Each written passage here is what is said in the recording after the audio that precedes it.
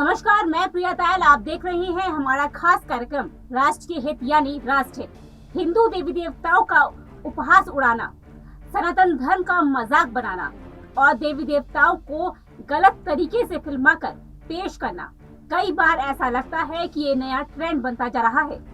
कई बार बोलने की आजादी के नाम पर, तो कभी धार्मिक स्वतंत्रता के नाम पर या फिर कला की आजादी के नाम पर हमेशा हिंदू देवी देवताओं का मजाक उड़ाया जाता रहा है। जिस तरीके से भारत में हिंदू देवी देवताओं का अपमान हो रहा है, क्या धर्मनिरपेक्षता और संवैधानिक हथकंडे को अपनाकर बहुसंख्यक समाज को दबाया जा रहा है? संविधान में शामिल निरपेक्ष शब्द की क्या वाकई जरूरत थी? अगर थी तो संविधान सभा और डॉक्टर अंबेडकर ने इस शब्द को क्यों नहीं डाला? और कब तक सस्ती पब्लिसिटी के नाम पर हिंदू धर्म और देवी देवताओं का अपमान होता रहेगा? सनातन धर्म पर बन रही हैं अभद्र फिल्में। हिंदू धर्म का मजाक उड़ाना बन गया है नया ट्रेंड। कब तक उड़ाया जाएगा हिंदू देवी देवताओं का मजाक? बीते दिनों डायरेक्टर लीना की अपकमिंग डॉक्यूमेंट्री काली का पोस्टर लॉन्च किया गया। इस पोस्टर में महाकाली को सिगरेट पीते और एक हाथ में LGBTQ कम्युनिटी का झंडा पकड़े हुए देखा गया है। पोस्टर देखकर हिंदू धर्म के लोगों की भावनाएं आहत हो गई, जिसके बाद से लेकर सोशल मीडिया पर विवाद छिड़ा हुआ है। ऐसा पहली बार नहीं जो हिंदू देवी देवताओं का अपमान किया गया हो। कुछ समय पहले रणबीर कपूर और आलिया भट्ट की फिल्म ब्रह्मास्त्र का ट्रेलर रिलीज हुआ था, जिसमें रणबीर जूते पहनकर मंदिर की घंटी बजाते हुए नजर आए थे। ऐसे में दर्शकों ने मेकर्स को ट्रोल किया और धार्मिक भावनाएं आहत करने का आरोप लगाया। इसके बाद मेकर्स ने लंबा चौड़ा पोस्टर शेयर कर माफी मांगी और मामला खत्म हुआ। इससे पहले फिल्म पीके में भगवान शिव को जिस तरह बाथरूम में, फिर सड़क और फिर छत पर दौड़ाते हुए दिखाया गया था, उसे देखकर भी लोगों की भावनाओं को ठेस पहुंची थी। वहीं सैफ अली खान की वेब सीरीज तांडव में भी सनातन धर्म का अपमान किया गया।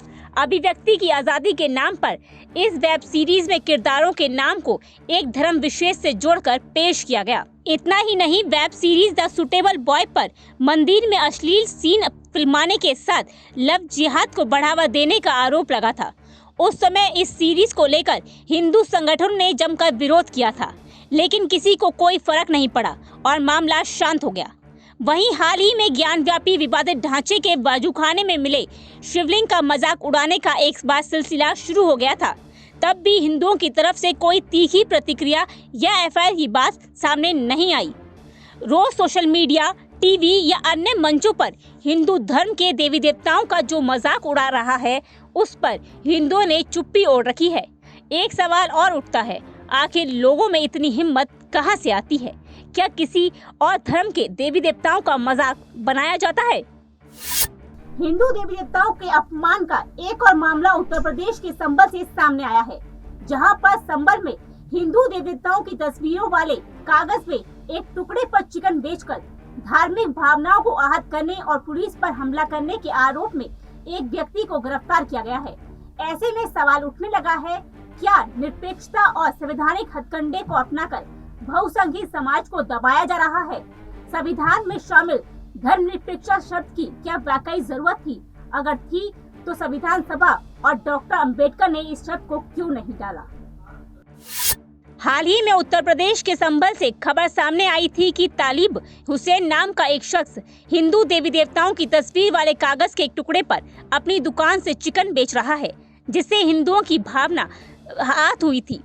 जब लोगों ने पुलिस को शिकायत की तो पुलिस टीम तालिब हुसैन की चिकन की दुकान पर पहुंची तो उन्हें कथित तौर पर पुलिस पर चाकू से हमला करने के इरादे से हमला किया।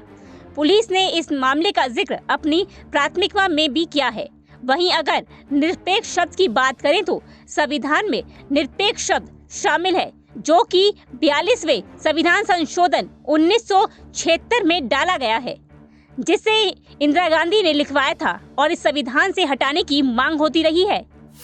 जब हिंदू देवी देवताओं का अपमान होता है तो कोई कुछ नहीं बोलता, लेकिन नुपुर शर्मा ने जब मोहम्मद पैगंबर पर एक टिप्पणी की तो उन्हें जान से मारने की धमकी मिलने लगी।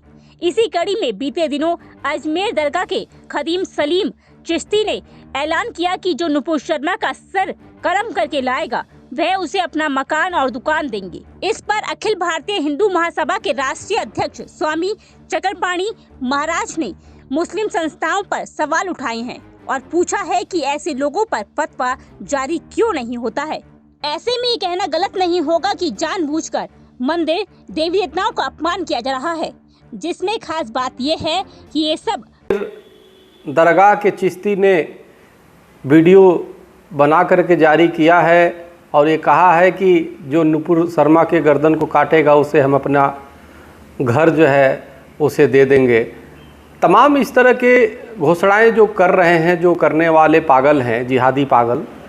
सबसे बड़ी आश्चर्य इस बात का होता है, ये तो जो कानून इनको गिरफ्तार करेगी, जो कार्रवाई करेगी तो करेगी, लेकिन जो मुस्लिम संस्थाएं हैं, खासतौर से दारुल उलूम जैसे संस्थाएं जो बात बात पे फतवा जारी करते हैं, उनसे मेरा प्रश्न है कि आखिर इन पागलों के खिलाफ जो संविधान की धत्ता बताते हुए, कानून को धत्ता बताते हुए इस तरह की घोषणा कर रहे हैं और करने की इनमें प्रतिस्पर्धा लग रही है, उनके खिलाफ फतवा क्यों नहीं जारी करते दारुल उलूम या और जो भी मुस्लिम संस्थाएं जो बात बात में, अगर सलमान खान ने गणेश जी की आरती कर दिया तो फतवा जारी हो जाता है, कोई कुछ ऐसे कार्य कर दिया तो फतवा जारी हो जाता है। आखिर ऐसे पागलों के खिलाफ, जिहादी पागल जो सरेआम गर्दन काटने की बात कर रहे हैं और इनाम रख रहे हैं, जिनको खुद शायद घर में खाने के ठिकान नहीं हो और इनाम की घोषणा करता है, उन पागलों के खिलाफ क्यों नहीं दारुल उलूम फतवा जारी करता है? क्यों नहीं अन्य मुस्लिम संस्थाएं फतवा जारी करते हैं?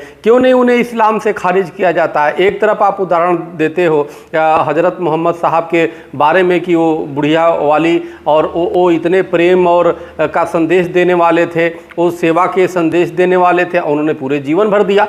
तो उनके नाम पर ये जो पागल अपनी हिंसा कर रहे हैं और उनके नाम का इस्तेमाल कर रहे हैं कहीं ना कहीं, नुपुर शर्मा के खिलाफ जो कानून करेगा, लेकिन ये घोषणा करने वाले कौन होते हैं कि हम गर्दन काट दिए, कोई काटे तो मैं उसको घर अपना दे दूंगा।